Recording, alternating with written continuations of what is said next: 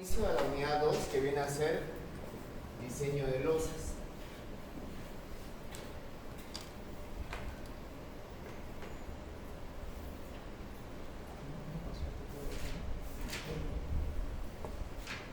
Unidad 2.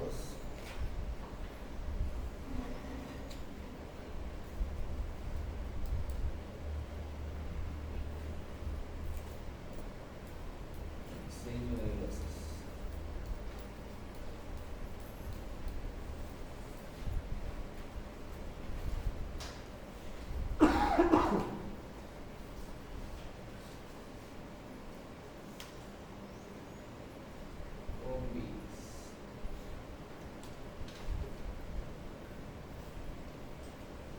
Muy bien. Ahora, vamos a dar unos conceptos breves antes de iniciar con el ejercicio para que podamos entenderlo de mejor manera. Bien, cuando ustedes llevaron materias de estructura anteriores a esta, por ejemplo, isostática 1, isostática 2, resistencia de materiales, hiperestática, seguramente ya han visto cuál es la dinámica, cuál es el sistema de transmisión de cargas que existe generalmente en una estructura. Fíjense acá. Vamos a dar este ejemplo de esta pequeña estructura.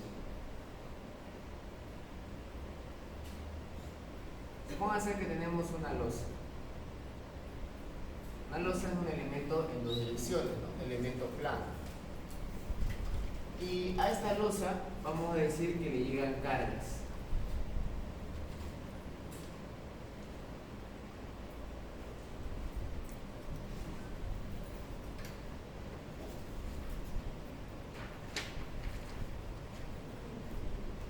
Bueno, le llegan cargas.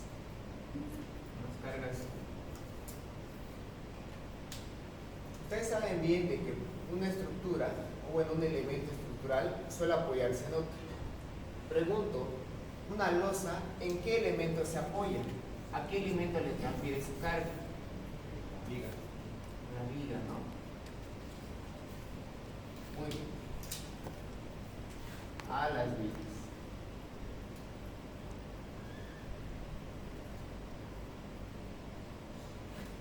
Aquí voy a dibujar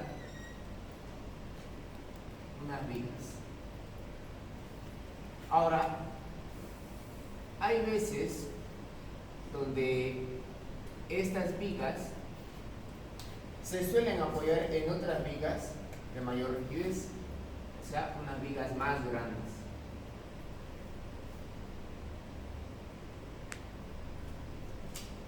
Eso también pasa.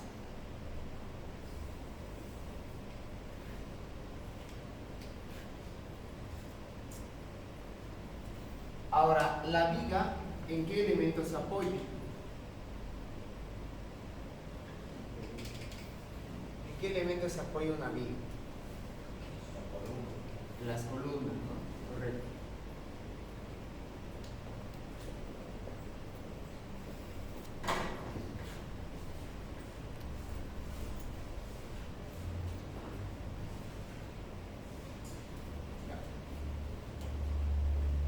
En las columnas, ¿cierto?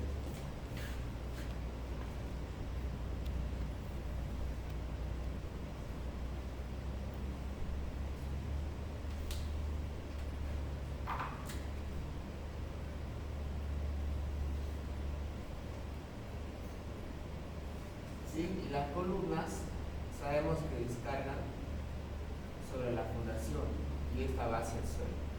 Piensa que esto es un sistema de transmisión de cargas. Un elemento le va pasando sus cargas a otro y así sucesivamente hasta llegar al suelo, a la fundación y luego al suelo. Ahora, esto es un sistema tradicional porque hoy en día hay una nueva tendencia. Y es que se hace que las columnas, se hace que las losas se apoyen directamente a las columnas. Es decir, vamos a omitir el tema de las vigas. Es una nueva tendencia que hay hoy en día. Sí es posible, pero su forma de diseño es un poquito diferente. Tienen otros métodos aparte. En esta unidad, en la segunda unidad, vamos a enfocarnos solamente en esto de acá, en las losas que se apoyan en vigas. ¿Ya? Hay una unidad más, la unidad 3, que es diseño de losas sin vigas, pero eso de entrada les digo que no lo vamos a ver en la ayudantía. Más que nada porque uno no entra en el examen, ya que es demasiado largo resolver un ejercicio de losas sin vigas. Y dos, digamos que hay otros temas que son más probables que entren en su examen. Nosotros nos enfocamos en lo que es más probable que entre en su examen. Bien, ahora, fíjense que para este dibujo hice un ejemplo de una losa que está apoyado en dos vigas. No necesariamente tiene que ser una losa que se apoya solamente en dos vigas que son paralelas entre sí. También puede darse el caso de que alguna losa tenga viga en todo su contorno, es decir, que en teoría se apoye en todo su borde. Es por eso que de ahí surge una clasificación. Fíjense acá, surge una clasificación.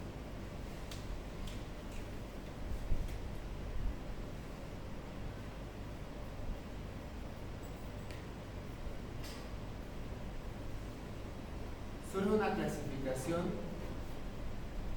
en función a la dirección de armado.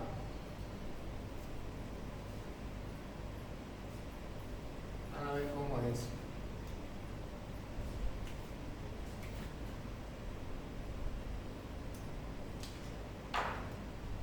Supóngase que tenemos este caso.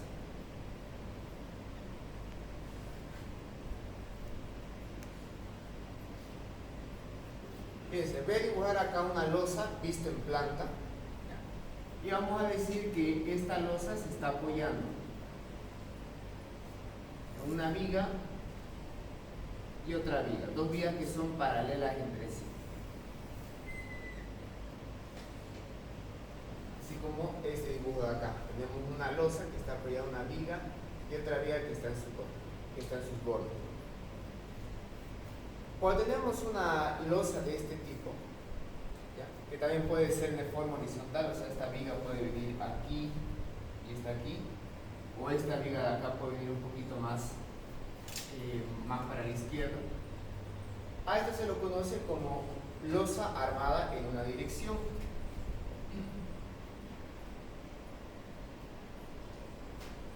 Losa armada en una dirección.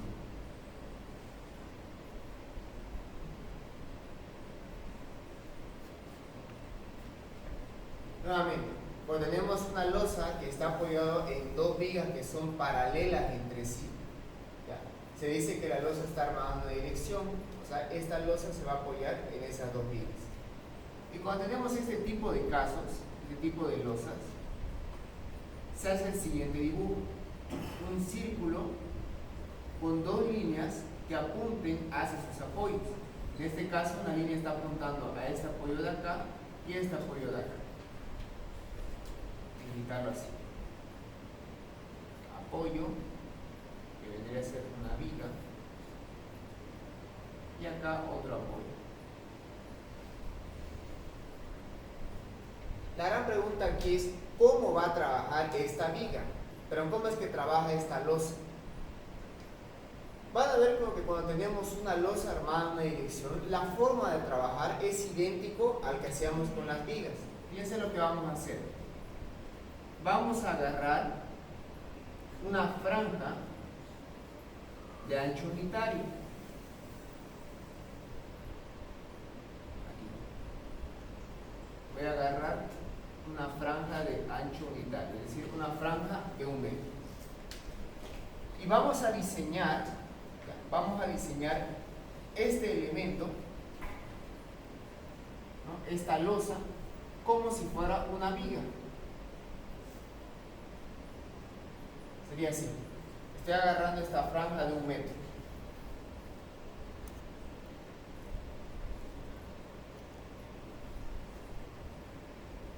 Fíjense, es como si tuviera una viga donde estoy colocando aquí los apoyos, y esta de acá sería la sección de esta viga. Una sección que va a tener de ancho 1 metro, es el metro de ancho unitario, y la altura va a ser el espesor de la losa, HL.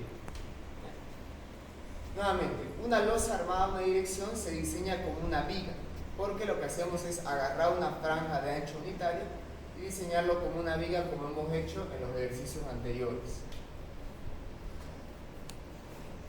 Y vamos a ver.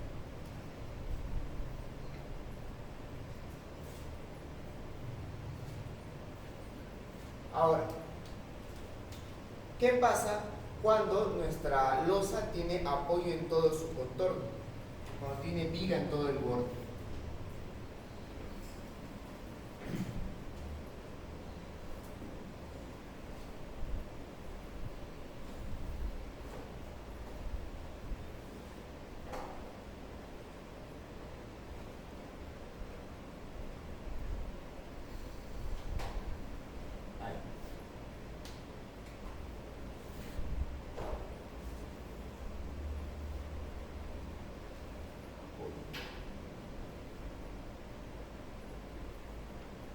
Fíjense bien acá.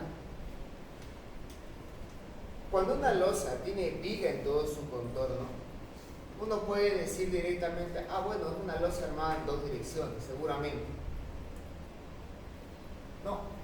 Cuando tenemos una losa que tiene viga en todo su contorno, tenemos que fijar que cumpla 2 requisitos.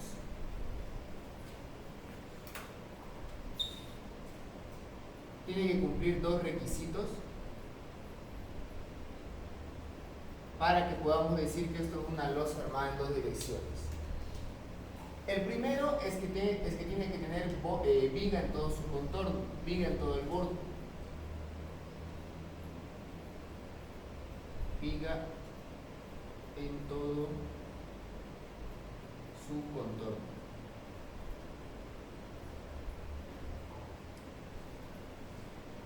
Vemos que en este ejemplo sí tiene viga en todo su contorno. Sin embargo, hay otra condición más, otro requisito. Fíjense bien acá. Esta losa vemos que tiene dimensiones. Aquí seguramente tiene una longitud, ¿no? Y aquí otra longitud. Cuando ustedes tengan una losa, a esto se lo conocen como paño de losa. Cuando ustedes tengan un paño de losa, van a ver que tiene 2 dimensiones. Tiene 2 medidas, 2 longitudes.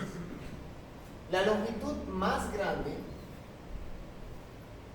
siempre va a ser el LY. Longitud más grande.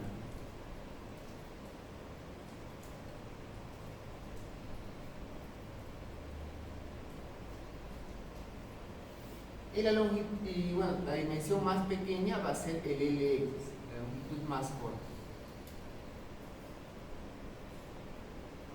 LX.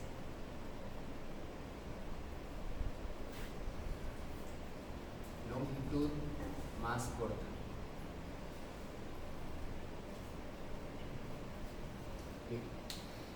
Entonces, si ustedes ven una losa de 5 metros por 3 metros, van a saber que el LY viene a ser los 5 metros y el LX los 3 metros, ¿no? Hasta ahí es bastante sencillo identificar cuál es la luz en Y y cuál es la luz en X.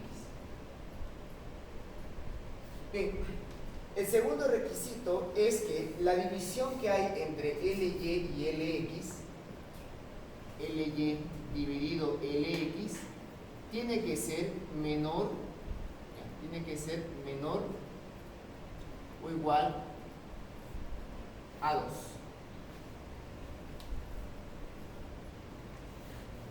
A esta división entre LY dividido LX se lo conoce como relación de luces y se utiliza la letra epsilon. A ver, aquí me voy a fijar, creo, si mal no recuerdo, creo que solo era menor acá. No me acuerdo bien si era también igual. A ver, ahorita un rato me voy a fijar, que yo recuerde, creo que era menor o igual. No fue la... Bien, aquí yo te voy a corregir. Fíjense, para que sea considerada una losa en dos direcciones, aparte de tener viga en todo su contorno, tiene que tener una relación LY dividido LX menor o igual a 2. Recién si se cumplen estas dos condiciones, podemos decir que esto es una losa armada en dos direcciones. Losa armada en dos direcciones.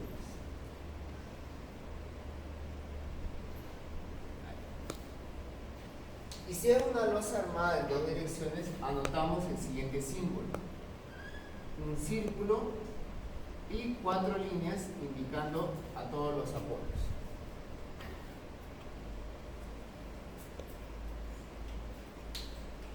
¿Cómo es que se calculan o cómo es que se diseñan losas de este tipo? Se utilizan las tablas de marcos.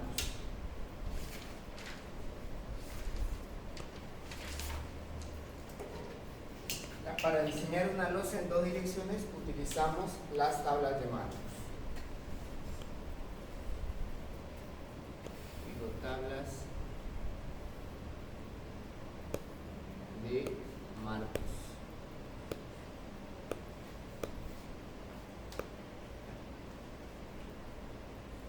Muy bien, entonces fíjense lo que tenemos hasta acá. Una losa tiene dos clasificaciones. Una clasificación es respecto a la dirección de armado. Cuando tenemos una losa que tiene dos apoyos, o sea, dos vías que son paralelas entre sí, podemos decir de que es una losa armada en una dirección. ¿Cómo es que se diseña? Agarramos una franja de ancho unitario, de esta forma, y fíjense que esto es casi como diseñar una viga de sección rectangular de ancho 1 metro y de altura la misma que el espesor o altura de la losa. ¿Y qué pasa cuando tenemos una losa que tiene viga en todo su contorno? Habíamos dicho que cuando tenemos una losa que tiene viga en todo su contorno, no necesariamente viene a ser una losa armada en dos direcciones, porque para que sea considerada una losa armada en dos direcciones, tiene que tener dos requisitos. Uno, que tenga viga en todo su contorno, y dos, que la relación de luces, es decir, LY, la luz más larga, dividido la luz más corta, LX, tiene que ser menor o igual a 2. En caso de cumplir estos dos requisitos, recién podemos afirmar que es una losa armada en dos direcciones. Y para diseñarla, agarramos unas tablas, las tablas de marcos. Hasta ahí, bastante claro. Ahora, les hago esta pregunta, fíjense acá.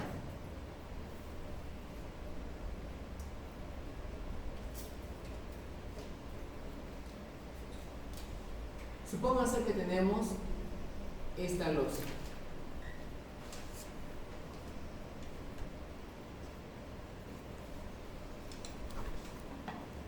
Una losa, vamos a decir que tiene de medidas 6 metros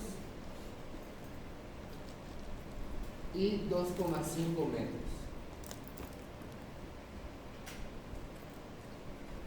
Y tiene viga en todo el borde.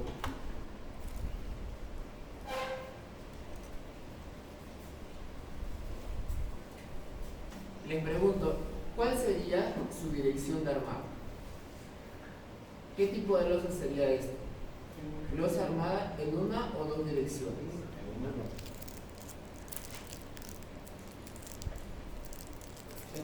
¿Por qué? ¿Correcto? Fíjense, de entrada podemos decir lo siguiente. Uno ve que tiene viga en todo su contorno y se pregunta, bueno, entonces posiblemente sea una losa armada en dos direcciones, pero hay otro requisito aparte de tener viga en todo el borde, y es que la relación de luces tiene que ser menor o igual a 2. Entonces, si calculamos la relación de luces, es decir, LY dividido LX, pregunto, ¿cuál sería el LY y cuál es el LX? LY es 6.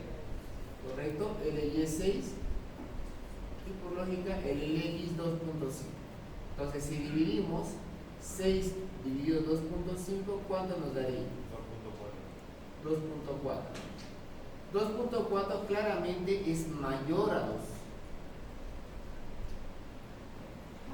Entonces, habíamos dicho que para que una losa sea considerada en dos direcciones tiene que tener viga en todo su contorno, cosa que sí tiene, y además que su relación de luces sea menor o igual a 2, pero en este caso no dio menor o igual a 2, dio mayor. Por lo tanto, como ustedes mismos dijeron, esto es una losa armada en una dirección. Ahora la pregunta es, bueno, es una losa armada en una dirección, voy a utilizar este símbolo de acá.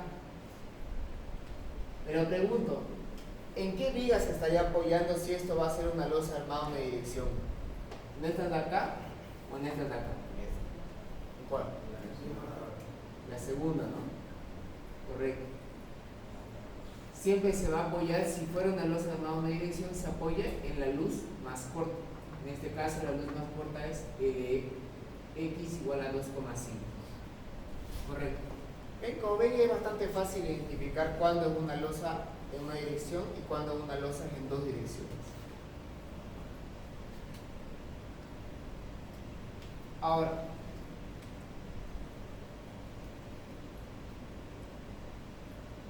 hoy en día hay varios tipos de losa, cada vez andan innovando con nuevas tecnologías. La última que me he enterado, ahí la losa Metaldeck. Es una losa que tiene una lámina metálica en la parte de abajo y tiene formas de canales. Es la nueva tecnología que he podido encontrar. Pero hay dos modelos que son los más, por decirlo así, tradicionales.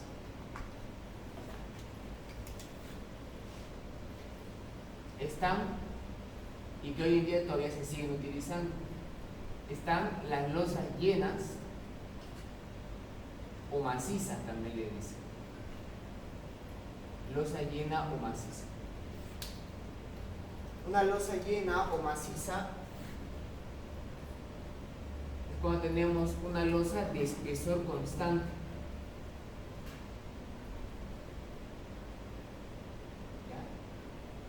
¿Ya? La losa tiene un mismo espesor. A lo largo de toda su área tiene el mismo espesor.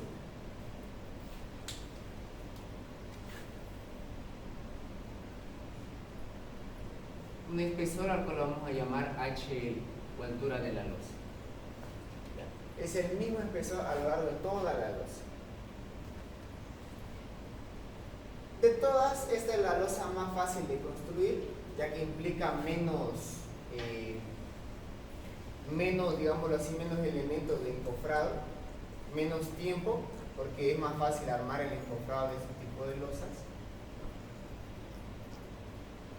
Pero el problema que tiene, ¿cuál creen que sería el principal problema que tiene este tipo de losa? El peso, ¿no? Correcto. Es bastante pesado. Ese es el principal problema que tiene. Es por eso que tiempo después se creó otro sistema de losas, la llamada losa nervurada.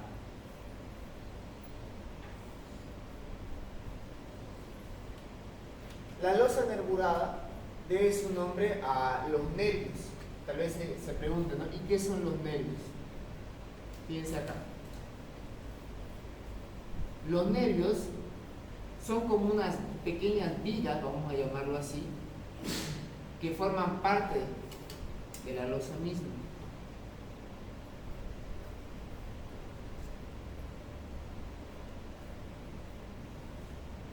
Estos de acá son los nervios, son como unas pequeñas vigas que forman parte de la losa.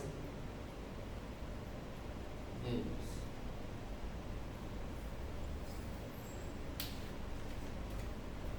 Estos nervios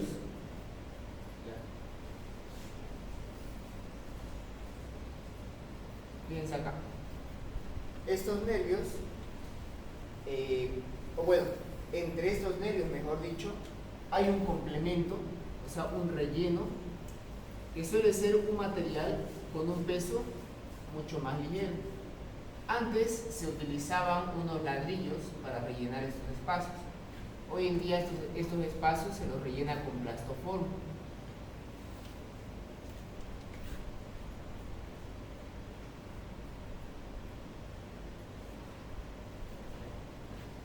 Este es el otro sistema, fíjense, la losa nervurada.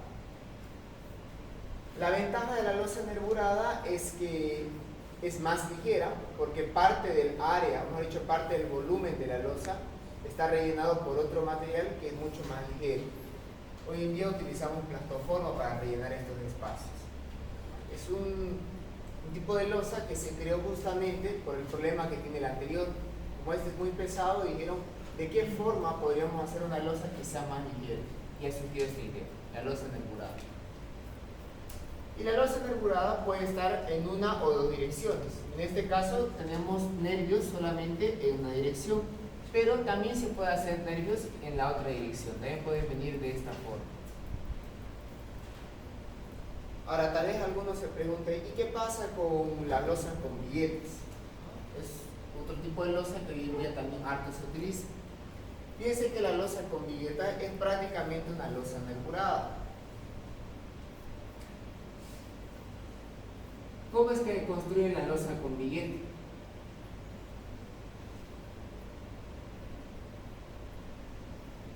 Seguramente ustedes han visto que en la mayoría de las casas, especialmente en las casas pequeñas de una planta o dos plantas, utilizan losas con billetes.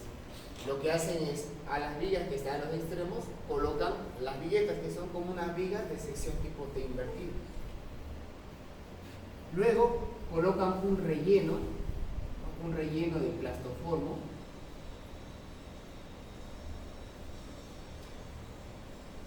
entre las viguetas.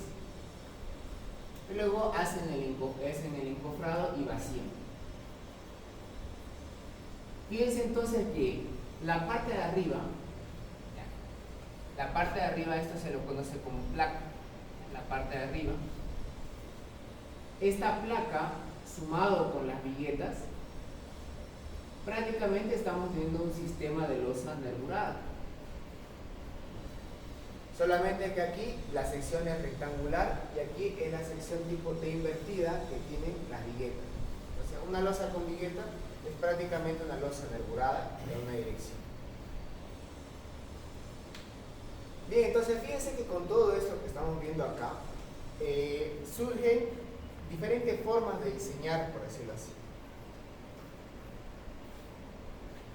Hay losas que son llenas y que van a trabajar en una dirección.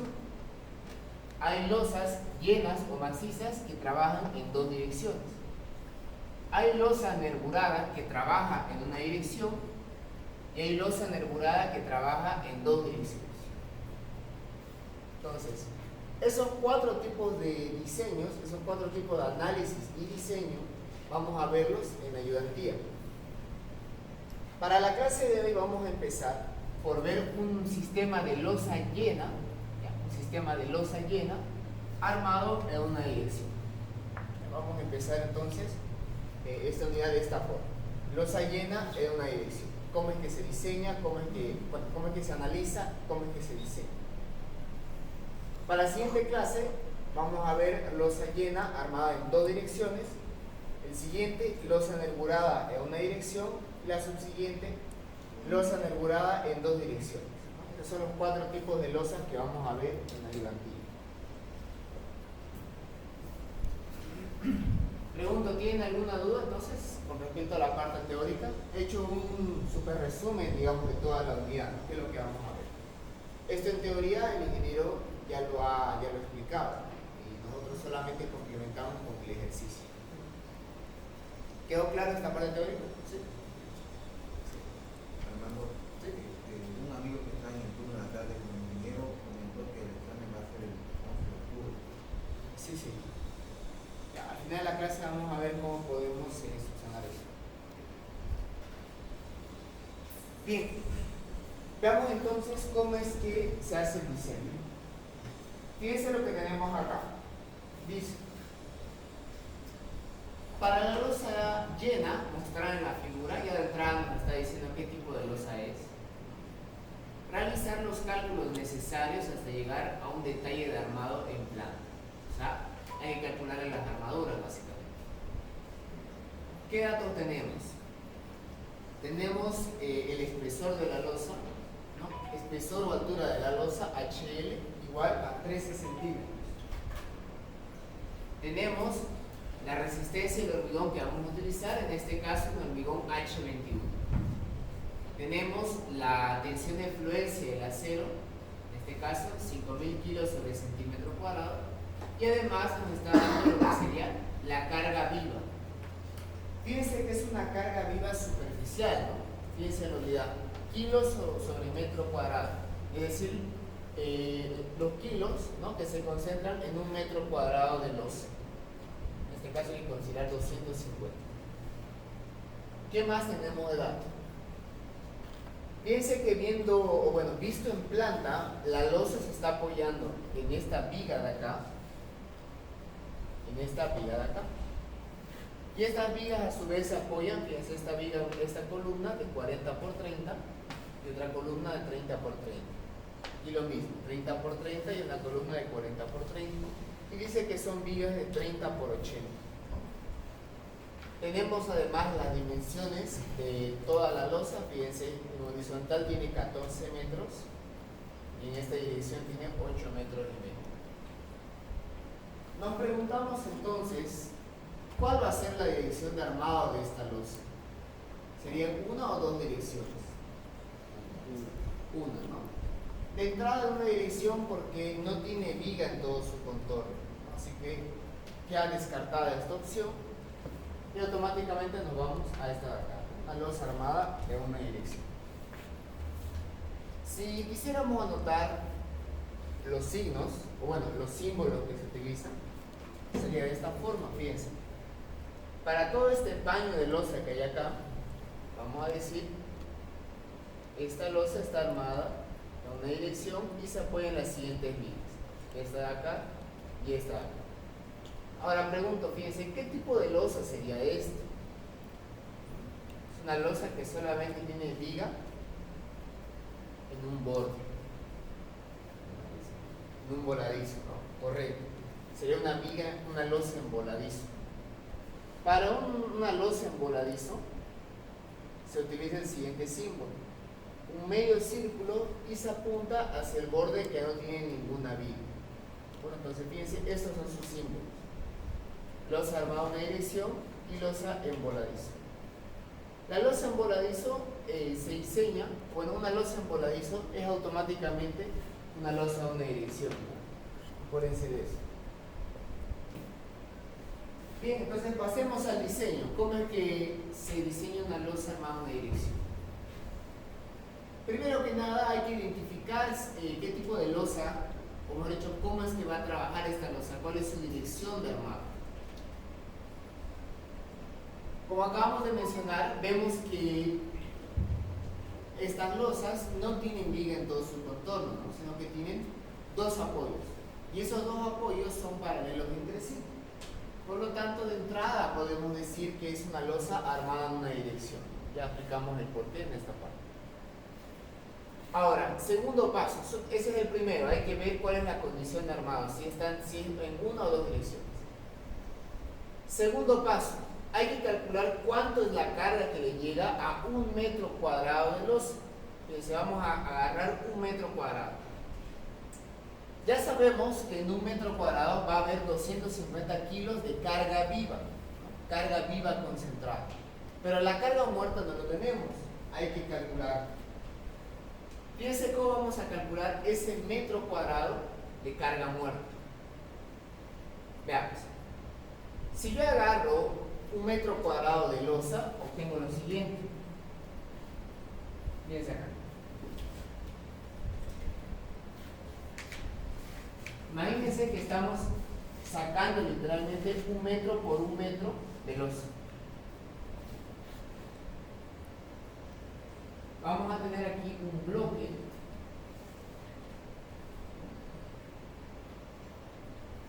de esta forma.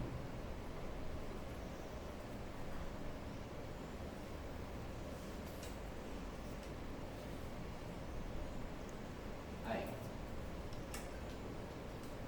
Eso sería la losa. La losa es, bueno, el material con el cual está hecho es hormigón armado, o sea, tiene tanto hormigón como acero. Fíjense bien que el agarrar un metro cuadrado de losa no significa que solo vamos a agarrar losa en sí mismo. La losa tiene otros elementos que van adheridos a esto. Por ejemplo, si vemos por debajo, fíjense aquí en el techo. Si vemos por debajo, la losa tiene una carpeta, ¿no?, de estuco en la parte de abajo, ¿no?, yeso o estuco, toda la parte de aquí abajo. ¿Por qué colocan eso? Es porque cuando encofran la losa, mejor dicho, cuando lo desencofran la losa, se encuentran con que tiene imperfecciones. Y además para también darle un mejor acabado. Debajo de la losa, entonces podemos apreciar de que hay un cielo falso. Un cielo falso hecho de estuco. Y obviamente ese cielo falso también pesa, ¿no? No es que sea como papel o aire, ¿no?, sino que tiene un peso propio. Y ese peso hay que tomarlo en cuenta. Ahora, por encima de la losa, ¿qué creen que hay por encima de la losa? Fíjense dónde están parados. ¿Qué hay por encima de una losa? La carpeta, ¿no? Hay una carpeta de nivelación que también lo conocemos como contrapiso.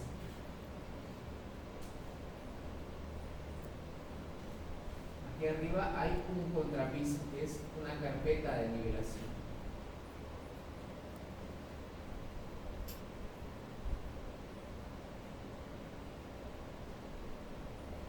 Ahora, esa carpeta de nivelación está hecha de hormigón pobre. Es importante ese dato porque el hormigón pobre también tiene un peso. O sea, aquí indico que esto es contrapiso.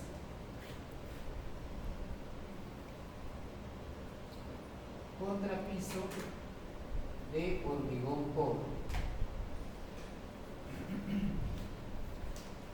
Y bueno, encima de esta carpeta de nivelación, encima de este contrapiso, se encuentra el piso, ¿no?, donde estamos nosotros parados.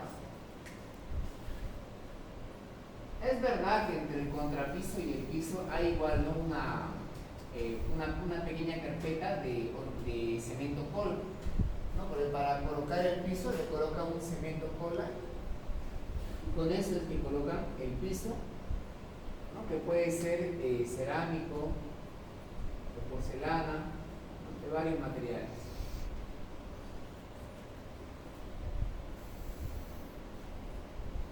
Y el piso.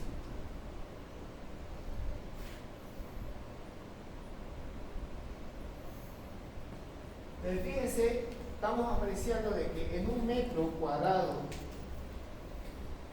de losa no había habido losa solamente, ¿no?, sino que viene acompañado de otros elementos. Entonces la gran pregunta aquí es cómo podemos tomar en cuenta, ¿no?, cómo podemos cuantificar todos estos elementos. Fíjense bien qué es lo que vamos a hacer, cómo vamos a tomar en cuenta el peso de todos estos elementos. Primero, la losa va a tener un espesor, ¿no?, un espesor que ya habíamos dicho en el ejercicio que iba a ser de 13 centímetros, el HL. Entonces aquí el espesor HL 13 centímetros. Ahora, ojo con esto. Vamos a asumir que el piso y el contrapiso son uno solo. Vamos a asumir que los dos son uno solo. Y que entre los dos dan un espesor de 5 centímetros. Ya estamos asumiendo un espesor de 5 centímetros. Vamos a asumir además que el piso y el contrapiso, los dos son de hormigón pobre. Estamos haciendo una simplificación. de que el piso más el contrapiso, los dos son de hormigón pobre y tienen un espesor de 5 centímetros. Acá el cielo falso o estuco. También podemos asumirlo en espesor, porque por lo general el espesor suele estar entre unos 2 a unos 3 centímetros más o menos de estuco que se coloca. Pero para el tema del cielo falso, el ingeniero directamente asume para esto una carga de 30 kilos por metro cuadrado. Directamente lo adopta.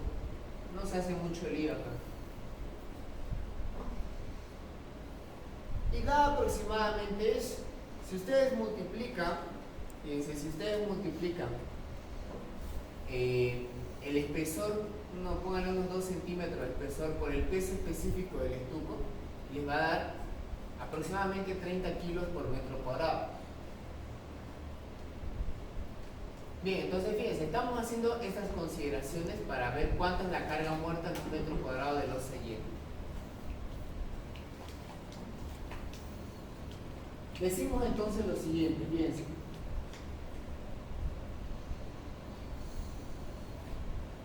Vamos a ver cuánto es la carga muerta superficial que me da cada uno de estos elementos por separado. Empecemos por la losa. Vamos a ver cuánto es la carga que me aporta la losa. Para calcular cuánto es la carga muerta superficial de un elemento, hay que multiplicar el peso específico del material con el cual está hecho ese elemento por el espesor de dicho elemento.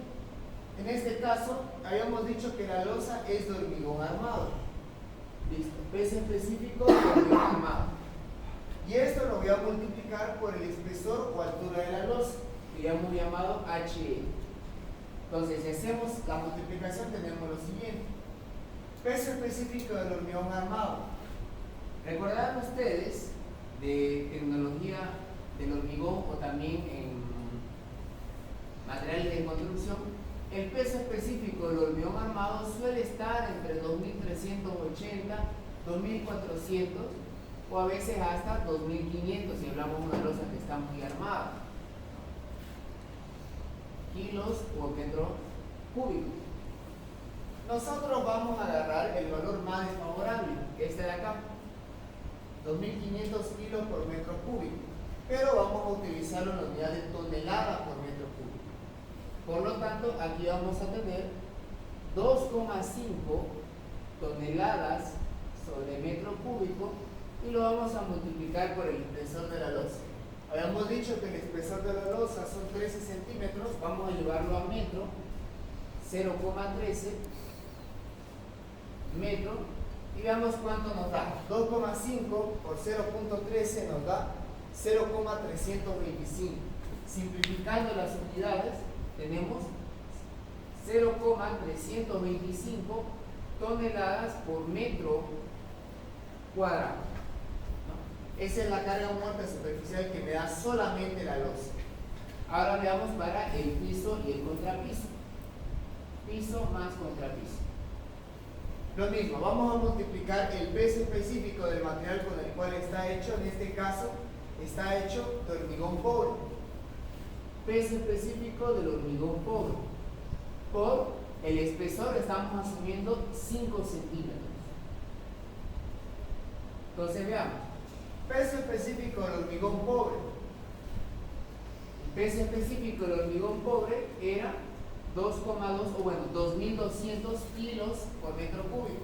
Si lo llevamos a toneladas, sería 2,2 toneladas por metro cúbico. Por los 5 centímetros llevado a metro, 0,05 metros. Esto nos va a dar 0,11 toneladas por metro cuadrado. Finalmente, el peso que nos da el cielo falso. El cielo falso dice que nos da 30 kilos por metro cuadrado. Directamente podemos adoptarlo. Si llevamos esto a toneladas, vamos a tener 0,03 toneladas por metro cuadrado. Entonces fíjense, ya hemos cuantificado cuánto es el peso que nos aporta cada uno de estos elementos. Si hacemos la sumatoria, vamos a tener cuánto había sido la carga muerta que vamos a tener en un metro cuadrado de área. Fíjense bien acá. 0,325 más 0,11 más 0,03 nos da 0,465.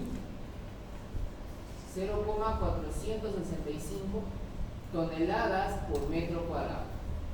Eso que vemos ahí vendría a ser la carga muerta superficial. O sea, en un metro cuadrado, ¿cuánto va a haber de carga muerta? 0,465. Anteriormente nos habían dado el dato de que la carga viva iba a ser 250. Vamos a llevarlo a tonelada. Es decir, vamos a llevarlo a tonelada, se hace 0,250 toneladas por metro cuadrado.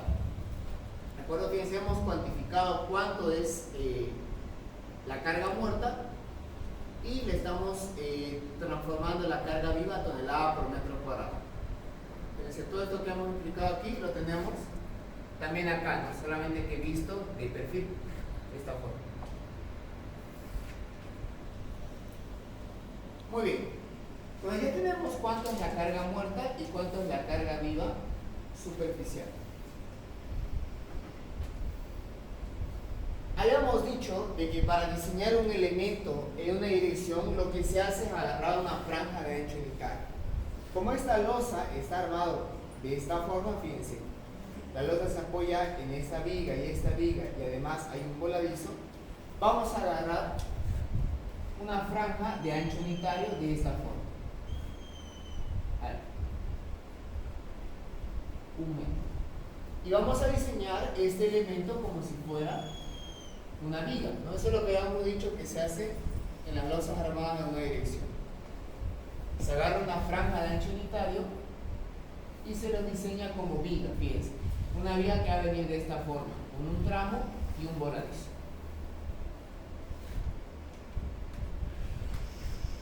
Ahí. Y entonces fíjense, vamos a agarrar esta franja de ancho 1 metro, ¿no? Y vamos a tener el siguiente esquema. Tenemos entonces al agarrar esta franja de ancho unitario un tramo de 6 metros, ¿está? 6 metros y un voladizo de 2 metros y medio. A este elemento le va a llegar carga muerta y carga viva. Sin embargo, la carga muerta y carga viva que hemos calculado, fíjense que estaba en tonelada por metro cuadrado, es decir, es una carga superficial. ¿Cómo podemos volver una carga superficial una carga lineal? Multiplicándolo por un ancho, ¿no? En este caso por el ancho que va a tener esta viga, su ancho de influencia. Le habíamos dicho de que el ancho que vamos a agarrar es una franja de ancho unitario, es decir, 1 metro. Entonces, al multiplicar la carga viva y la carga muerta superficial por el ancho de influencia, que en este caso es 1 metro, estamos convirtiendo esas dos cargas en cargas lineales, ¿no? En cargas lineales, a las cuales vamos a llamar E sub K y P sub K, ¿no? Es decir, carga muerta real o carga muerta de servicio, carga viva real o carga viva de servicio, que va a estar proyectado en toda la línea. Fíjense que estamos creando el esquema, ¿no? Con el cual vamos a diseñar. Pregunto, a ver si me han entendido. ¿Cómo va a ser la sección de esta viga? ¿Cómo sería la sección de esta viga? Correcto, ¿no? Va a ser una sección rectangular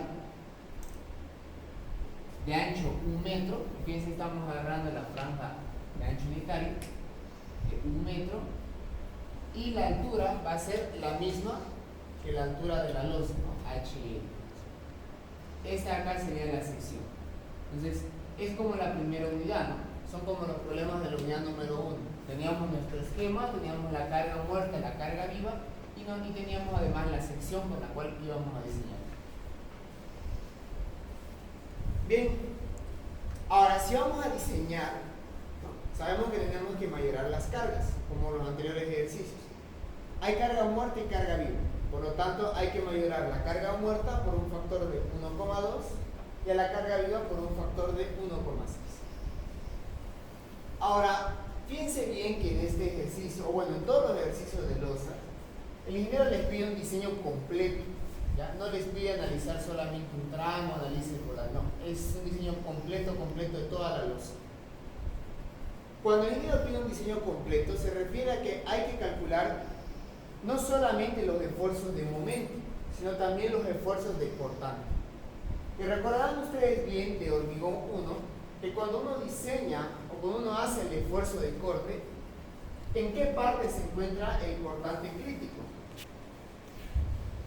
¿En qué parte se encuentra el cortante crítico cuando uno diseña esfuerzo de corte? ¿Recuerdan? A una altura útil de la cara externa del apoyo, ¿no? O sea,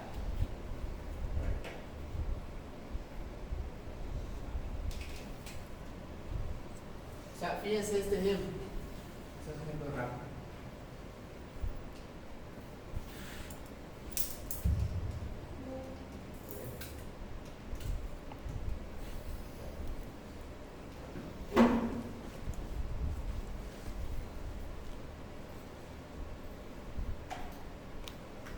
Dependiendo de qué tan grande es el esfuerzo que le va a llegar a la losa. En este caso vamos a adoptar un diámetro de 10. Adoptamos un diámetro de 10, un pie 10. Entonces, la altura útil sería igual a la altura total de la losa menos un recubrimiento libre y menos la mitad del diámetro de la barra que vamos a adoptar, en este caso una barra de 10 milímetros en centímetros 1. Haciendo el cálculo, la altura útil que vamos a tener va a ser de 10.5 centímetros. Bien, ¿qué más? Habíamos dicho que el esfuerzo de corte va a estar a una distancia de la cara externa del apoyo, que en este caso es la viga. Entonces, aquí decimos lo siguiente. Vamos a calcular esta distancia de acá, sumando la altura útil más la mitad del ancho del apoyo. En este caso, fíjense acá, esta viga esta franja de ancho unitario se apoya en esta viga y en esta viga. Y estas vigas que son los apoyos tienen un ancho de 30 centímetros, ¿no? Entonces, 30 centímetros. Este acá sería el ancho o base de la viga. 30 centímetros, 30 centímetros. Entonces, vamos a sumar la mitad del ancho, la mitad de este B, más la altura útil que hemos calculado. Eso sería la base de la viga 30 entre 2, 15, más la altura útil más los 10.5, 25.5 centímetros. Esta sería esta distancia de acá. 25.5 centímetros. Si lo llevamos a metros, 0,255 metros. ¿Para qué nos sirve entonces conocer esto? El 0,255 metros. Cuando calculemos el esfuerzo de corte, nuestro cortante crítico no va a ser el cortante que está aquí en el apoyo, sino el cortante que está a una distancia de 0,255 metros del apoyo. Este va a ser el cortante que nos interesa. Bien, ahora tomando en cuenta todo esto, pasamos al diseño. Vamos a calcular los esfuerzos internos que va a tener nuestra franja de ancho unitario. Pregunto, ustedes viendo este esquema, ¿cuántos estados de carga va a tener? ¿Cuántos estados de carga tendría este esquema? ¿Qué dice? ¿Cuántos estados de carga?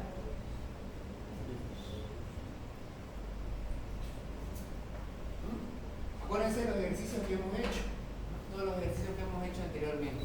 ¿Cuántos estados de carga vamos a tener acá? 3 dicen. Sí, 3 estados de carga, ¿no?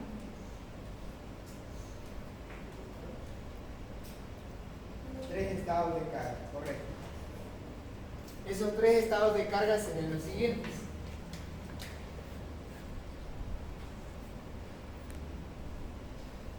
Sería cuando la losa tiene carga muerta en toda la franja y carga viva solamente concentrado en este tramo. Ese es un estado de carga. El segundo va a ser al revés.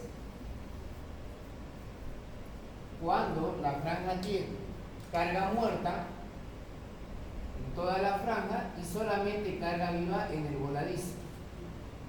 Y finalmente el tercero va a ser cuando hay carga muerta y carga viva en toda la franja. Carga muerta y carga viva en toda la franja. Ahora, si nosotros analizamos cómo va a ser el diagrama de fuerzas internas, sería más o menos así. Va a bajar, va a subir, va a cerrar. Aquí estaría el momento máximo del tramo. Acá sería baja, sube, baja. Aquí estaría el momento máximo. Y el tercero sería baja, sube, baja. Aquí estaría el momento máximo. Entonces, de estos tres de acá, fíjense cuál es el que nos interesa, o bueno, cuáles son los que nos interesan. El primero, bueno, aquí está muy grande, el primero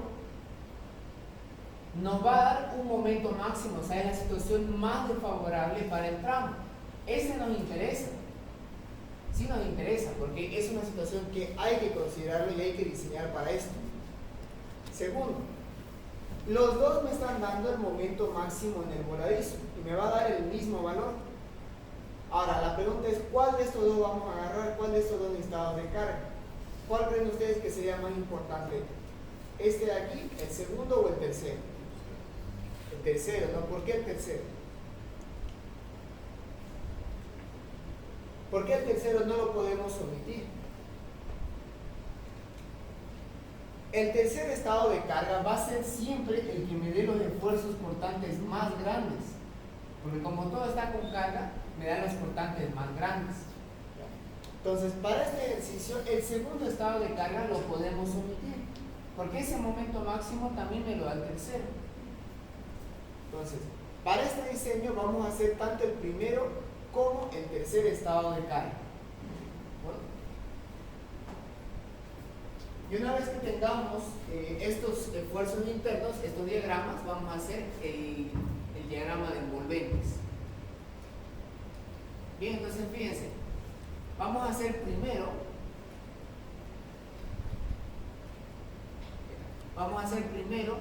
el análisis con el estado de carga número 1, cuando hay carga muerta en toda la franja y carga viva solamente en el tramo 1. Calculamos las reacciones, luego el esfuerzo interno. Fíjense bien acá este detalle. Estamos calculando los esfuerzos internos de corte y de momento, ya que cuando uno diseña una losa le interesa tanto el esfuerzo de corte como el de momento.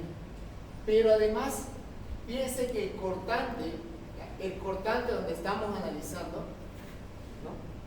También estamos analizando cortante a una distancia, que habíamos dicho, de 0,255, ¿no?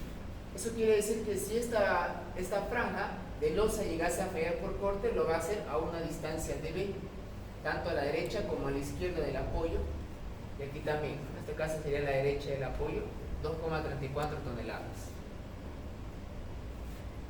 Muy bien, entonces fíjense, estamos analizando el cortante, ¿no? de este esquema y el diagrama de momentos. Vamos a hacer lo mismo, pero ahora para el tercer estado de carga, cuando tiene todo carga muerta y carga viva. Calculamos las reacciones, calculamos el esfuerzo de corte y el esfuerzo de momento.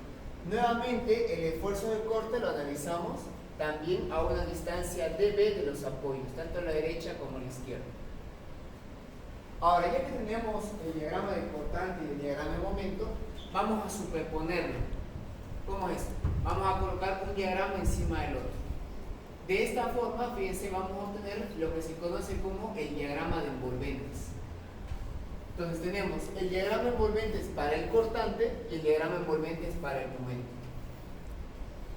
El diagrama de envolventes para el cortante. De todos estos esfuerzos de corte, los críticos, fíjense, 234, 313, 215, vamos a agarrar el cortante más grande. En este caso va a ser el cortante de 3,13 toneladas. ¿Ya? Ese es el más desfavorable. Aquí en el diagrama de momentos podemos ver, ¿no?, que el momento máximo, el de tramo, vale 3,48 y el de apoyo 2,99 toneladas por. Ahora, Cuando uno diseña una losa, tiene que diseñar, habíamos dicho, tanto para esfuerzo de corte como para esfuerzo de momento. Les adelanto que para esfuerzo de corte, para el esfuerzo de corte, más que un diseño, lo que se hace es una verificación. Hay que verificar si la losa, o mejor dicho, si la sección de losa es lo suficientemente resistente como para no colocarle ningún estribo. Eso es lo que por lo general se hace. Se verifica que la losa puede aguantar o no ese estribo. ¿Y cómo se hace eso? Fíjense acá. Vamos a calcular cuánto de lo que es capaz de resistir mi sección, ¿no? Mi sección de losa, cuánto es capaz de resistir el esfuerzo de corte. Para eso aplicamos esta fórmula que veíamos en hormigón 1, phi por 0,53 por la raíz cuadrada de FC' por base por altura 1, donde el factor de seguridad phi para el esfuerzo de corte vale 0,75. El FC' era un dato al inicio del problema, vale 210. La base de la viga es un ancho de 1 metro, vale 100. Y la altura útil 10.5. Calculando todo esto nos da 6.048,33 kilogramos. Lo llevamos a tonelada y dice que nuestra sección de ancho unitario es capaz de resistir hasta 6,48 toneladas. Bien, entonces veamos qué dice la verificación. La sección de losa por sí misma es capaz de resistir a tu esfuerzo cortante el máximo que vas a tener. En este caso, nuestra sección de losa dice que es capaz de aguantar hasta poco más de 6 toneladas de corte. Y nuestro cortante, el más grande que tenemos ahí, vale 3,13 toneladas. Por lo tanto, vemos que es mayor. Así que podemos decir que nuestra sección, o mejor dicho, el hormigón, es capaz de resistir por sí solo el esfuerzo de corte. Les adelanto que para losas llenas casi siempre va a cumplir el esfuerzo de corte. Es para las losas nervuradas que es más peligroso ese tema del corte, porque como su sección es más pequeña, fíjense acá, una sección llena es mucho más, tiene más área en esta parte, mientras que una nervurada tiene menos área. Es por eso que para este tipo de losas aquí es más peligroso el esfuerzo de corte. Para la llena no tanto, porque su sección maciza hace que tenga una buena resistencia al esfuerzo de corte. Listo, entonces fíjense que tenemos verificado de que no vamos a colocar nada de estribo para esta losa, porque la sección por sí misma es capaz de aguantar. Ahora vamos a verificar, nos vamos a calcular cuánto, mejor dicho, cómo va a ser la armadura que vamos a colocarle a nuestra losa, una armadura que sea capaz de resistir a la flexión, la armadura que es capaz de resistir al momento. Bien, fíjense entonces que tenemos que diseñar armadura para estos tramos. Bueno, para estos momentos. Una armadura para el tramo que hay entre los apoyos y una armadura especialmente para el voladizo.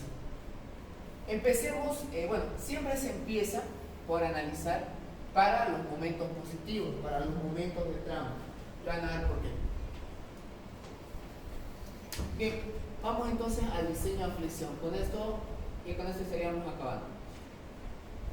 Fíjense acá. Así como las vigas, para las losas también se tiene que calcular y verificar una armadura mínima. ¿Ya?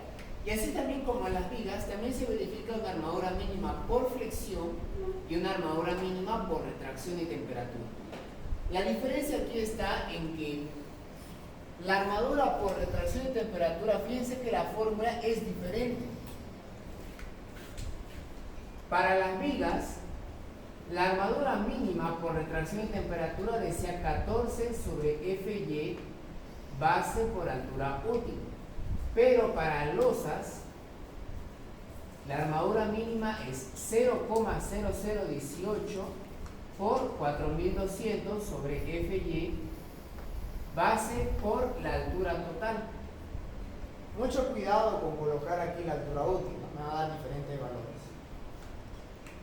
Ahora, respecto al tema de la armadura mínima por flexión, eso no cambia, eso sigue siendo igual.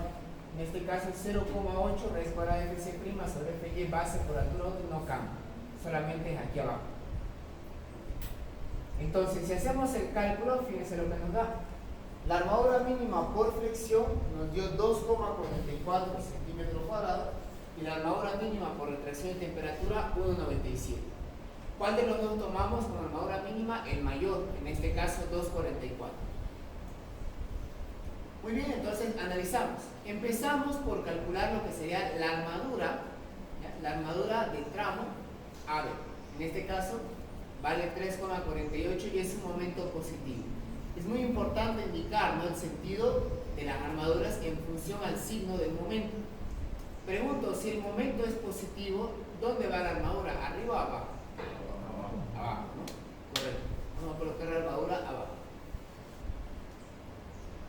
Bien, entonces fíjense, tenemos ahí 3,48 por 10 a la quinta kilo por centímetro. Lo reemplazamos en la fórmula del momento reducido, como hemos aprendido en vigas, y eso nos da una cuantía de 0,1670. Claramente es menor que la armadura, pero que el momento reducido límite, 0,2276. Por lo tanto, podemos decir que estamos en un caso 1 que no necesita armadura comprimida, solamente armadura traccionada. Reemplazamos en la fórmula de cuantía mecánica y nos da 0,1877. Con esa área de armadura, fíjense, con esta acá, vamos a calcular lo que sería el área. Entonces tenemos la cuantía, utilizamos la base B, la misma que la anterior, B 100 centímetros porque es un ancho unitario, la altura de 10.5 por 210 sobre FY nos da 8,28 centímetros cuadrados. Fíjense entonces acá lo siguiente. Aquí hemos calculado un área de 8,28 centímetros cuadrados. Claramente es mayor que la armadura mínima, así que lo dejamos tal cual está. Si nos hubiera dado un área menor, si nos hubiera dado un área menor, adoptamos la mínima. Ahora, fíjense acá cómo es que se diseñan las armaduras para losas. Aquí sí es muy diferente con el diseño que se hace para las vigas. Aquí varía con el diseño que se hace con las vigas. Fíjense acá.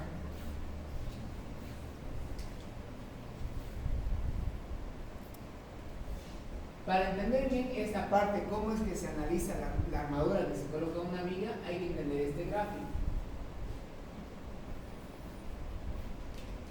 Las armaduras que se colocan en las losas son barras que uno son del mismo diámetro, eso de entrada, son barras del mismo diámetro y que además están separados equidistantemente. Es decir, que están separados a una misma distancia. Vamos a llamarla esa una distancia E.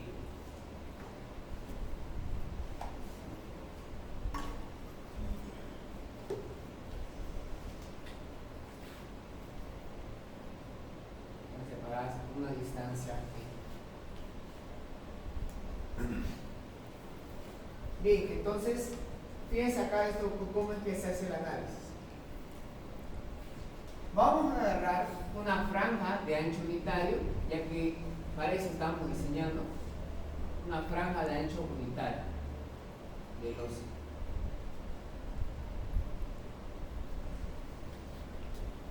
Pues fíjense acá, tenemos que hacer la siguiente regla de 3. Decimos, en un metro, en un ancho de 1 metro, tengo que colocar esta área de armadura. Dice acá, esta área de acá de armadura, tengo que colocar los 8,28 centímetros cuadrados, ya que para esta franja hemos diseñado las armaduras. Tengo que colocar A.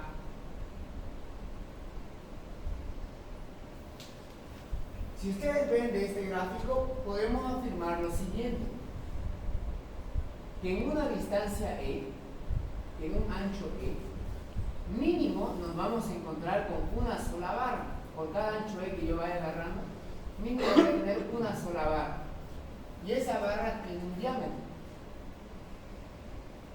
Entonces va a ser aquí el área de esa barra. Si hacemos la regla de 3, nos da lo siguiente. Fíjense acá.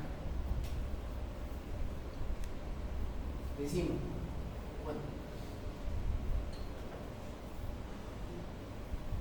decimos lo siguiente: el área de armadura, por la regla de 3, sería el área del diámetro de esta barra dividido entre el ancho E multiplicado por 1 metro. Esa es una fórmula que acabamos de deducir de este gráfico. Esa sería el área que vamos a colocar en 1 metro, ¿no? Bueno, el área que se va a encontrar en 1 metro de ancho unitario. ¿Qué más?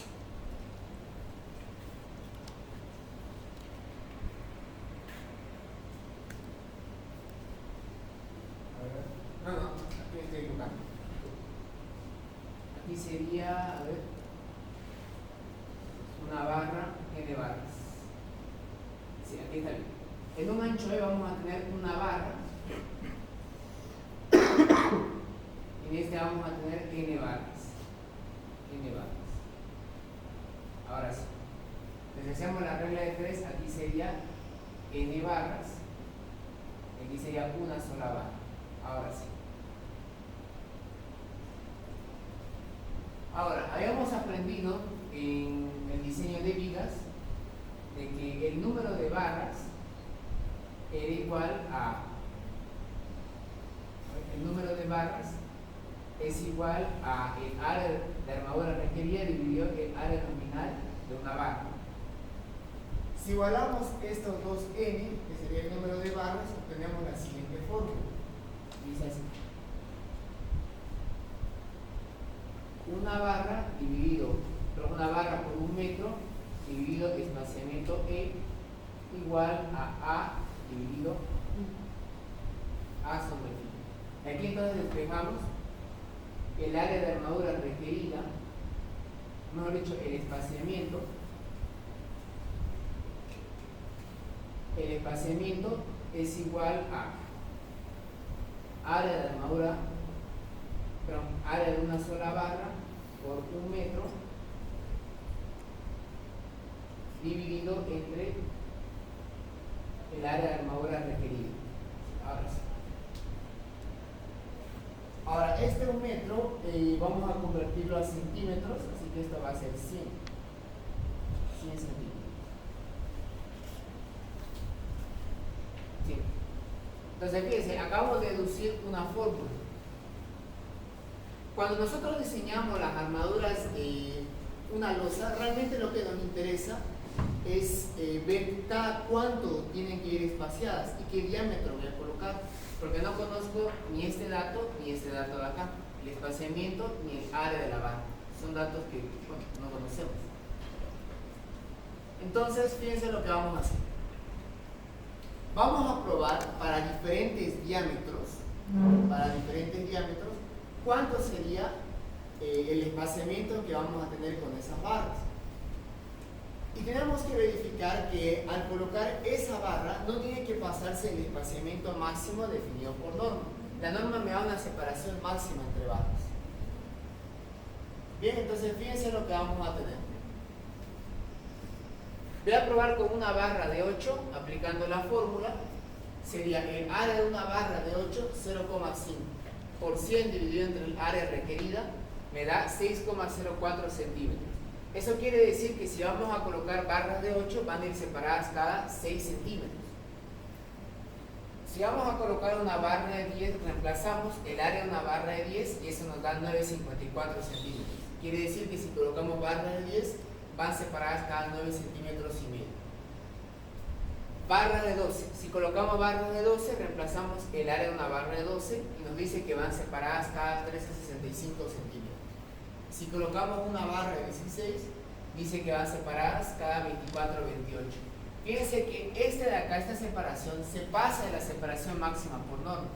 Por lo tanto, esta opción no puede ser tomada en cuenta, ya que se pasa de la máxima permitida por norma, así que queda descartada esta opción.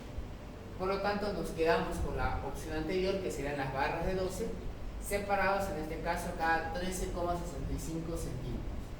Entonces decimos, para el tramo, vamos a adoptar barras de 12 cada 13 centímetros. Ahora veamos qué pasa con las barras, fíjense, veamos qué va a pasar con las armaduras para el momento negativo, para este arco. La armadura para el momento negativo. Exactamente lo mismo. Tenemos nuestro momento negativo, solamente que ahora hay que tomar en cuenta que la armadura va a ir arriba, porque el momento es negativo. Tenemos entonces el momento, calculamos el momento reducido, verificamos que sea menor o mayor que el límite, en este caso menor, caso 1. Calculamos la cuantía mecánica, en este caso 0,1582, y luego calculamos el área de armadura requerida. En este caso, reemplazando, nos va a dar 6,98 centímetros cuadrados y vemos que es mayor que la mínima. Ahora, aquí hay que tomar en cuenta un concepto, y es el siguiente.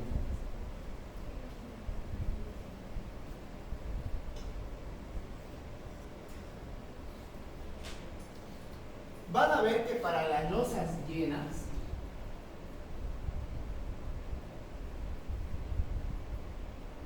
vamos a hacerlo con el dibujo mismo de acá.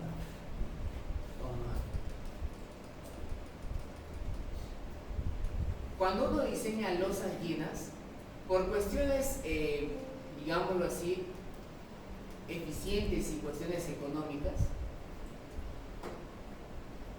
se hace un tipo de armado especial. ¿Cómo es eso?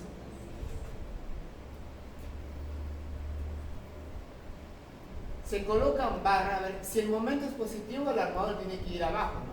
Eso ya lo hemos visto con las vigas. Ahora, resulta ser de que el tema del acero, más exactamente las barras de acero, son muy caras. Es por eso que se ha hecho el siguiente armado, para tratar de optimizar esta parte de aquí. Se hace una barra que, doblada a 45 grados, absorbe tanto momento positivo como momento negativo. Fíjense acá. Esta barra, al estar doblada en la parte de abajo, está absorbiendo momento positivo. Luego, esta armadura se lo levanta, se lo vuelve a colocar en la parte de arriba y ahora absorbe momento negativo.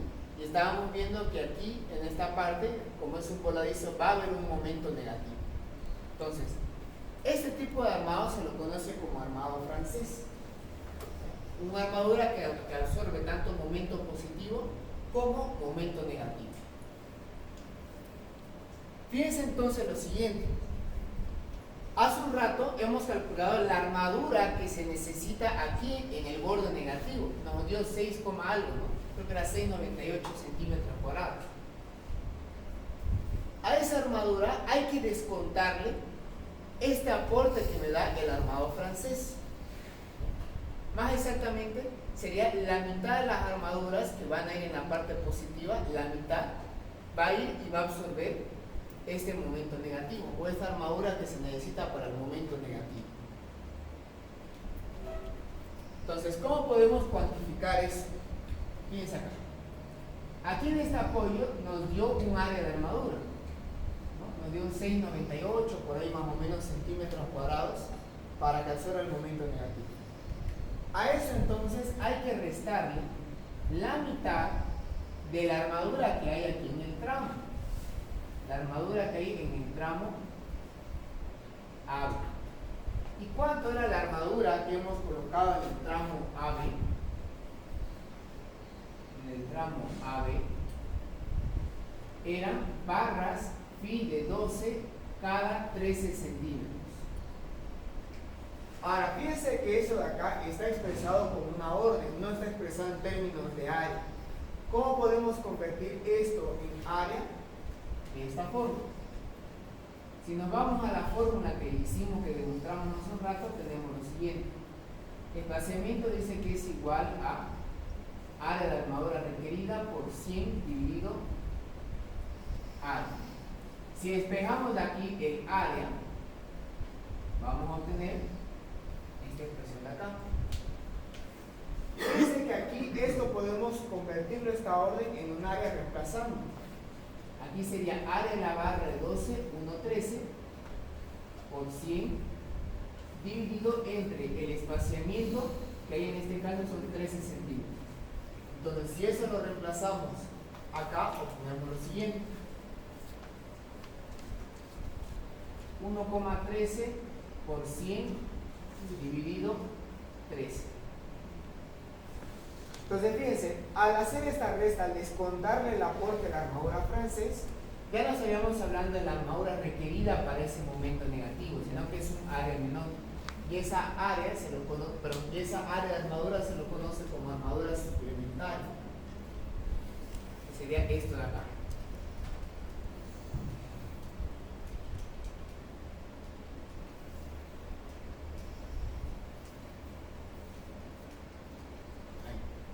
Esa es la armadura suplementaria. Fíjense, dice acá. No colocamos la armadura negativa directamente, ¿no? Eso debido a que la armadura en los tramos, la mitad de estas, al levantarse por el armado francés, pasa al borde superior y absorbe una parte de esta armadura requerida, de esta armadura para el momento negativo, una parte se la agarra el armado francés. Entonces, si descontamos esa armadura por el armado francés, nos queda entonces un área de 2,63. Esa sería realmente la armadura que vamos a colocar en la parte de arriba para el voladizo. Y para obtener su diseño, hacemos de la misma forma que el anterior. Fíjense. Vamos a decir, probamos con barras de 8. Fíjense, con barras pi de 8, tenemos lo siguiente. Con barras de 8 nos da una separación de 19,61 centímetros.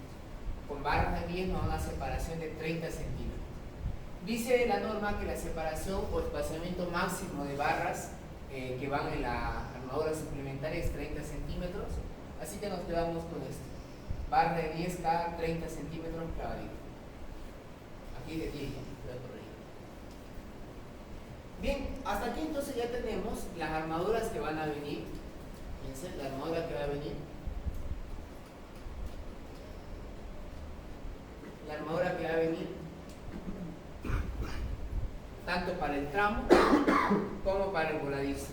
Pero hay otra armadura más que se coloca en el otro sentido, una armadura transversal. Y esa armadura se la coloca por cuestiones de refracción y temperatura, más que nada. Porque al manejar un volumen bien grande de hormigón, el fenómeno de la refracción va a ser también bastante grande.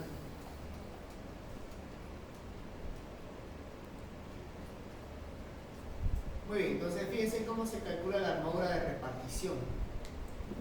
La armadura de repartición me dice que es el mayor entre esos tres valores. El 20% de la armadura principal, cuando dice armadura principal, se refiere a la armadura de tramo, ¿ya? En este caso, nuestra armadura de tramo es la armadura de tramo AB, ¿no? Que eran barras de 12 cada 13 centímetros.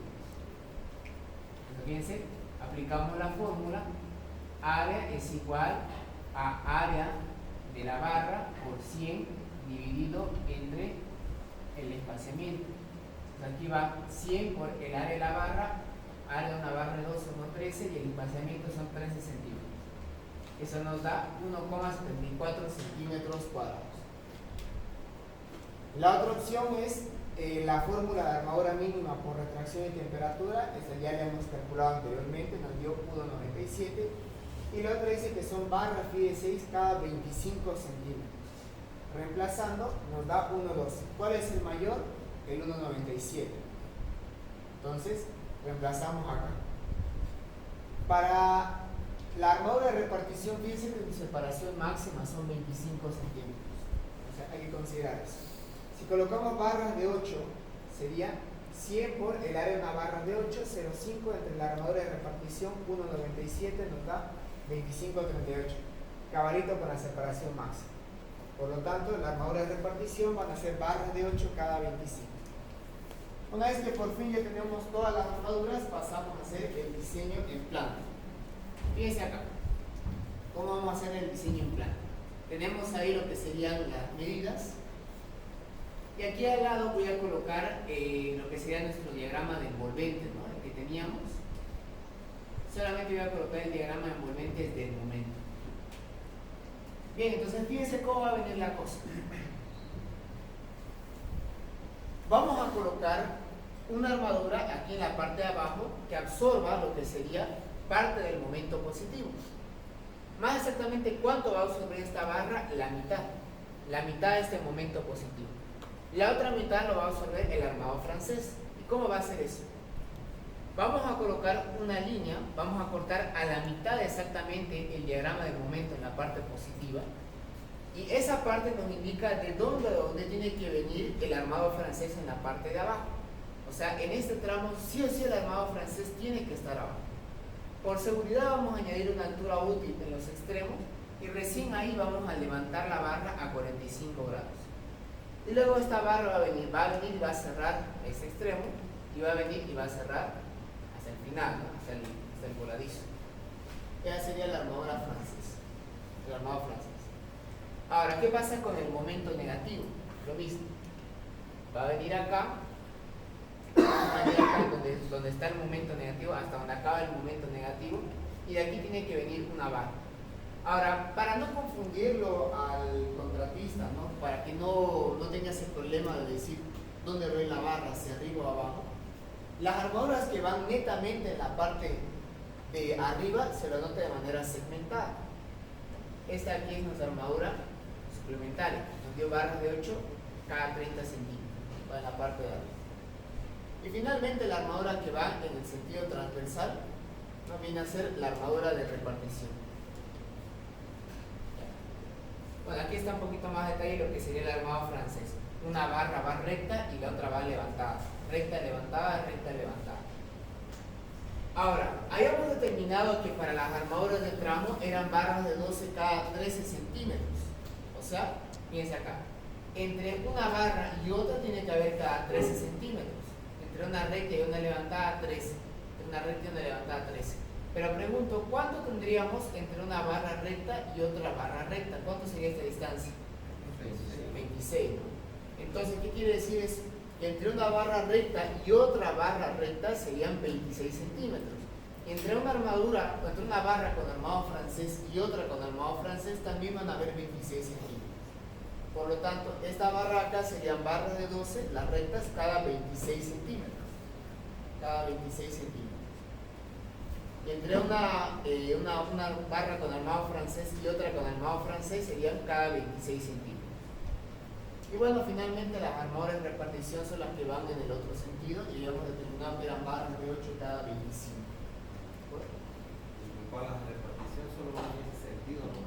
Sí, cuando es una armadura, cuando es una losa en una dirección, en el sentido transversal van las armaduras de repartición. Bien. Ese sería entonces el diseño para este ejercicio de losa llena en una dirección. Bien, ahora aprovechando que veo que hay varios presentes, me comentaban de que su examen es de aquí a 2 semanas, ¿no? ¿No les digo más o menos el ingeniero de qué va a ser el examen? De todo lo avanzado, ¿no? Y nosotros recién estamos empezando por losas. Bien, entonces vamos a hacer lo siguiente. Ya igual lo voy a conversar con el grupo de la tarde, pero por cuestión de tiempo vamos a tener que adelantar algunas ayudantías. Yo estaba sugiriendo lo siguiente. La siguiente semana pensaba que pasemos de lunes a viernes de manera virtual. No voy a tomar nada de asistencia, digamos, para los que no puedan asistir, y de manera virtual para que pueda ser grabado, unos 5 ejercicios más de losa. Pensaba el lunes que hagamos losa llena en dos direcciones, solamente calcular los esfuerzos internos. El martes otro ejercicio de losa llena en 2 direcciones, solo calcular los esfuerzos, más que nada es para que aprendan a usar las tablas de Marcos. El miércoles recién haremos un diseño de losa llena en 2 direcciones, vamos a calcular las armaduras. El día jueves sería losa enarbolada en una dirección, y el día viernes losa enarbolada en 2 direcciones. Y el día sábado, en la siguiente semana, ya veríamos modelos de exámenes de losas, ¿no? Así con eso cubrimos todo el tema de losa en una semana, y la siguiente lo tendrían, digamos, ustedes que practicar, ¿no? Esa semana, o sea, no tendrían nada de ayudantía para que practiquen para su examen. Esa opción, digamos, se me surgió, digamos, mientras hacíamos el ejercicio, para ver, digamos, lo que podamos cubrir con el avance. Porque fíjense que si el ingeniero ya de por sí ha adelantado el examen, porque suele darlo unos 2 meses o 2 meses y medio después de que inicie las clases, suele darlo en el parcial, pero ahora lo está dando casi un mes antes. Entonces a mí me da a entender de que el ingeniero quiere acabarlo la materia para mediados de noviembre, mediados o finales de noviembre. Lo acaba y listo. Entonces nosotros igual vamos a tener que reacomodarnos para poder ir a la par de su avance. Ahorita el ingeniero, ¿en qué tema está? Ya acabó. ¿Le dijo si iba a avanzar losas sin vías? ¿No? Armando, el grupo de la mañana estamos en casa inaugurada. En la tarde lo acabó, ¿no? Sí. Pero el de la mañana no les dio fecha de examen todavía. Y entonces puede ser de que les dé a ustedes una clase después, digamos, no puede ser que para el grupo de la tarde les dé el viernes de la siguiente semana y ustedes el lunes de la siguiente semana, digamos, ¿no? O sea, les dé una clase más de tiempo. Puede ser, ¿no? Pero de todas formas nosotros igual vamos a tener que acomodarnos, vamos a tener que ajustarnos para ir a la par con el ingeniero. Pero les pregunto entonces si les parece para que podamos alcanzarlo, digamos, su avance del ingeniero la siguiente semana, ver de manera virtual. Sería de 12 a 2 de la tarde, nuevamente es virtual, ¿no? Si no pueden asistir no va a haber ningún problema, no voy a tomar asistencia esos días. Y voy a ver, digamos, el compañero que suele grabar las clases virtuales que pueda asistir, digamos, ¿no? Si él no puede, por ahí voy a tener que bueno, por último yo mismo grabarlo las clases. ¿Pero están de acuerdo para la siguiente semana? De esa forma alcanzamos, ¿no?, el avance del idioma. Ya, está bien, entonces la siguiente semana vamos a cubrirlo todo el tema del OCE para alcanzar a los niños. ¿Listo? Anote, si no se han anotado en la lista, aquí están para que puedan anotarse y nos veríamos la siguiente semana de manera virtual el día lunes.